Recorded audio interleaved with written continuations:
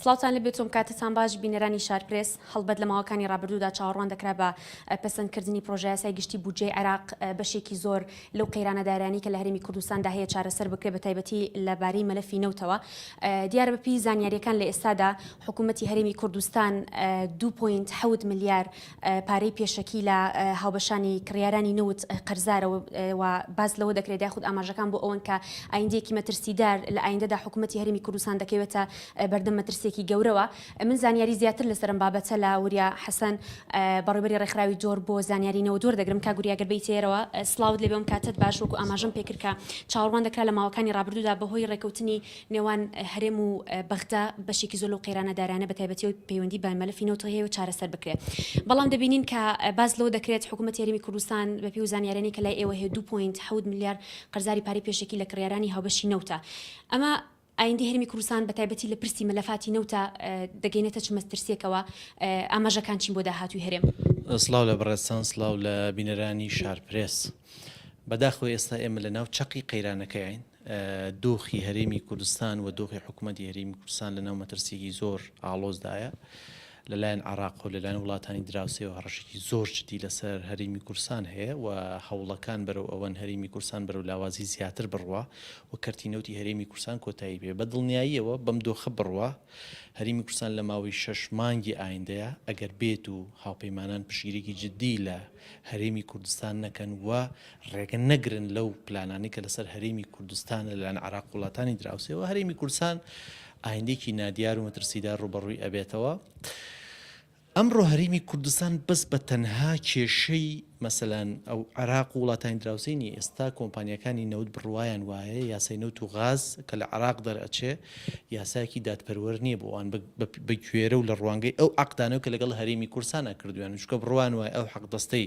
کە لە عێراق پێشکەشیانەکرێ هاوتانیە بۆ حەقدەستی لە ناو گرێبەستەکانیان لە هەرێمی کوردستان جێگیر کراوە. ئەمە کێشەیەکی زۆر گەورەیە لە نێوان حکوومەتی هەرێمی کوردستان و کۆمپانیا نەوتیەکان دوێنێ پێچ کۆمپانیای سەرەکی کە لە هەرێمی کوردستانە لەسەر وانوکنەڵ ئێنێرجی HKN ئەو کۆمپانی شاماران ئەو کۆمپانیانە DNO کە شادەماری نەوتی هەرێمی کوردستانن دوێنێ لە ڕاگەیانراوێکە زۆر بەڕوونی هاڕەشە لە حکوومەتی هەرێمی کورس کۆبوونەوەیان کردو ڕەش لە حکوومەتی هەرێمی کوردستانەکەن کەوا سکاڵای لەسەر تۆمارەکەن لە دادگای تەحکیمی لێدەن کە بە دڵنیاییەوە بەهۆی ئەو گرێوەستانی حکوومەتی هەرێمی کوردستان لە ماوەی ڕابردووە کردوێتی ئەوان براوەی ئەم گرێوەستا بن. ببوورە واتە بەدەر لە بڕیارەکەی دادگای پاریس جارێکی تر مەترسی کۆمپانیەکان لەسەر هەرێمی کوردستان هەیە. ئەو مەترسیانە بەرەو کوێ دەڕوات؟ ئەم کۆمپانیای هەنگە بەپێی زانیاریەکانی جەنابتان ئەم کۆمپانیانە کە خۆتان باز لەوە دەکەن شادەماری نەوتی هەرێمی کوردستانن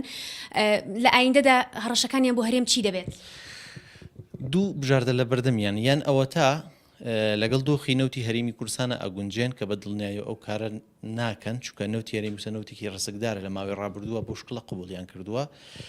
و خۆیان نەخزنە ناو چوارچەوەی یاسای نەوت و غازی عێراقەوە کە بڕیارە دەربچێ یان ئەوە تا سکاڵا لە حکوومەتی هەرێمی کوردستان تۆمارەکەن وەکو لایەنێک کە گرێبەستیان لەگەڵ کردو وەکوی کە دانەغاز کردی 2 ملیاری لە هەرێمی کوردستان بردەوە. هەرێمی کوردستان جگەلەوە پارەی پێشەکی لە کڕیارانی نەوت وەرگرتووە کە تا کۆتایی ساڵی ڕابردوو 2.7 ملیار دۆلار قەرزی لەسەرەواتە پارەی پێشەکی لە کۆمپانیەکان وەرگرتووە بۆ پڕکردنەوەی عەجزی مالی مانگانە و ساڵانەی خۆی و ئێستا ئیعفای بەو عەقدە نەکردو کە لەگەڵ کۆمپانی واتە نەوتی ڕادەست نەکردوون.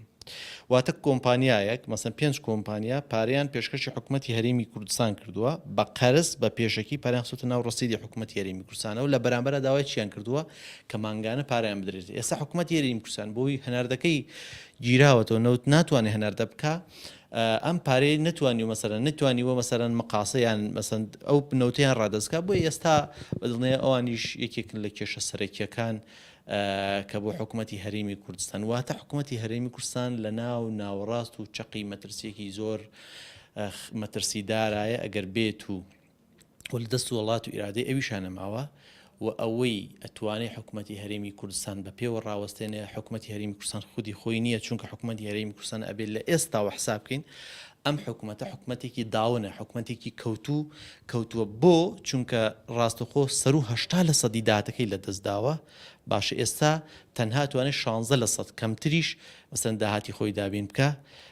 لەسەر و ئەوەشەوە حکوومەتی هەرێمی کوردستان یعنی لە ڕووی مالی و معنویەوە کەوتووە. بەشێکی زۆر لە وڵامی حکوومەتی یاریمی کوردستان بۆ و قەیرانانەی کە لە هەرێمدا هەیە هەر لە دابین نەکردنی موچەی فەرمانبەران یاخود دواکەوتنی موچەی فەرمانبەران یاخود لە هەموو قەیران لە ڕووی هەموو قەیرانەدارایەکانەوە کە لە هەرێمی کوردستاندا هەیە قسەی حکوومەتی یاریمی کوردستان بۆەوە نەناردنی پارەیە لە بەغدادا جێبەجێ نەکردنی ڕێکەوتنەکەی نێوان هەرێم و بەغدایە وەک خۆی ئەمانە هەت چەند کاریگەری هەبووە خۆی حکوومەتی هەرێمی کوردستان کاتێک گەڕایە بۆ عێراق لە بارێکی ناچاری واتە هیچ بژاردێکی تری نەبوو چکە دادگای پاریس دەرچوو بوو نەوتەکەی ڕاگیرا بوو و هیچ بژاردێکی تری نەبوو تەنها ئەوە نەبێت مل بۆ داواکاریەکانی عێراق بدا و موچی لە عێراقەوە بۆ بێ ئێستاش عێراق لە بەرامبەر هەرێمی کوردستانە لە بەهێزیای هەرێمی کوردستان لە لاوازی عێراق تا ئەو ئاستی ئەوێ هەرێمی کوردستان کەرتی نەوتی هەرێمی کوردستان مایە پوچ بکە ئیفلاس بێ حکوومەتی هەرێمی کوردستان کاتە حکوومەتێکی قەرزار و حکوومەتێک کە هیچ محتەوایەتێک و مکەوینەتێکی مانەوەی نەبێ ئەوێ وای لێ بکە بۆی ئێستا هەرێمی کوردستان هیچ توان و دەسەڵاتێکی نەماوە ئەوەی کە هەیە ئەگەر عێراق پارێک بنێرێ ئەتوانێ ئەگەر نا هەرێمی کوردستان توانایەوەی نییە مەرج بەسەر عێراق بسەپێنێ و ئەم سەردانانەش ئەکرێ هەمووی لە چوارچەوەی دانوستان و گفتوگوێن ئەوەی کە تەحەکوم بە قوتی هاوڵاتیانی هەرێمی کوردستانەوە ئەکات ئێستا بە پلەی یەکەم عێراقە و وڵاتانی دراوسەیە زۆر باشە هەموو مەترسیانی کە باست کرد دەمەوێت پێم بڵێ کە پێویستە حکوومەتی هەرێمی کوردستان بەڕای ئێوە پێویستە لەم هەنگاوەدا چه هەنگاوێک بنێت لەم قۆناغدا چه هەنگاوێک بنێ بۆی بتوانێم سەرجەم ئەمە ترسیانی کە باست کرد لە ئایندەدا ڕوبەڕووی هەرێمی کوردستان دەبێتەوە ڕوونەدا بەڕاستی من پێم وایە دوو هەنگاو زۆر گرنگە یەکەم زۆر زەڕورە لە ناوخۆیە هەرێمی کوردستانەوە پێگەێنەرانی کە حکوومەتی هەرێمی کوردستان و کۆی پارتە سیاسەکانیش ئاشتەوایەکی نیشتیمانی هەبێ لە نێوانیانە و پرۆسەی سیاسی لە هەرێمی کوردستانە یەک بخەن و بە یەکگرتووی کار بکەن دوو سەرنجی هاوپەیمانان و کۆمەلگای نێودەوڵەتی بەلای خۆیانە ڕابکێشن و بتوانن پشتیوانێکی جددی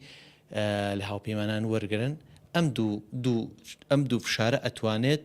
هەرێمی کوردستان بەرەوکەناری ئارامی بەرێت و نەهێڵێ لە ینی بکەوێت بە دڵنیایە و ئەگەر ئەم دوو کارە نەکەن هەرێمی کوردستان لە ماوەی 6 مانگیاندا ڕوبەڕووی دۆخێکی زۆر سەخت و دژوارە بێتەوە.